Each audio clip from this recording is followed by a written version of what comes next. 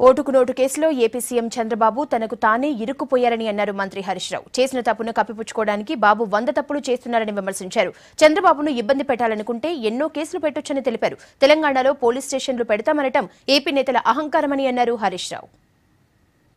ప్రజల దృష్టి మరల్చడం కోసం పడరాని పాటలు పడతా ఉన్నారు ఇవాళ చంద్రబాబు నాయుడు గారు. ఒక తప్పును కప్పిపుచ్చుకోవడానికి 100 తప్పులు చేస్తా ఉన్నారు. తప్పుల మీద తప్పులు చేస్తూ తప్పించుకోవాలని చూస్తా ఉన్నారు ఈరోజు చంద్రబాబు నాయుడు గారు. కాపీ కొడుతూ పరీక్షా హాల్లో పట్టుబడ్డటువంటి విద్యార్థి స్క్వాడ్ ఎందుకు వచ్చింది లోపలికి, ఎలా వచ్చింది స్క్వాడ్ లోపలికి, ఇది అక్రమం అని వాదించినట్లుగా తెలుగుదేశం పార్టీ వాదన ఉన్నది. స్టీఫెన్సన్తో ఫోన్లో మాట్లాడింది వాళ్ళు, స్టీఫెన్సన్ ఇంటికి పోయింది వాళ్ళు.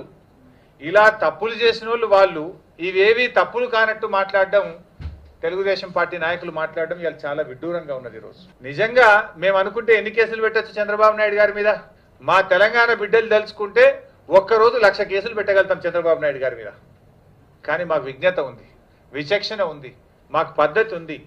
నేను అడుగుతా ఉన్నా చంద్రబాబు నాయుడు గారిని సూటిగా అడుగుతా ఉన్నా, దయచేసి మీరే సమాధానం చెప్పాలి. ఎందుకంటే మీరు ఉమ్మడి రాష్ట్రంలో మొత్తం ఆంధ్రప్రదేశ్కు ముఖ్యమంత్రిగా 9 ఏళ్ళు పనిచేసినారు. హైదరాబాద్ నగరపాలక సంస్థ కూడా మీ కిందనే ఉన్నది. ఇప్పుడు ఆంధ్రప్రదేశ్కు ముఖ్యమంత్రిగా ఉన్నారు, చాలా అనుభవజ్ఞులు మీరు సూటిగా సమాధానం చెప్పండి. పాత ఇల్లును డెమాలిషన్ చేసుకోవాలన్నప్పుడు జిహెచ్ఎంసీ అనుమతి తీసుకోవాలా వద్దా? మీరు అనుమతి తీసుకున్నారా? సూటిగా సమాధానం చెప్పండి. 2, పర్మిషన్ రాకుండా ఇల్లు మొదలు పెట్టచ్చా?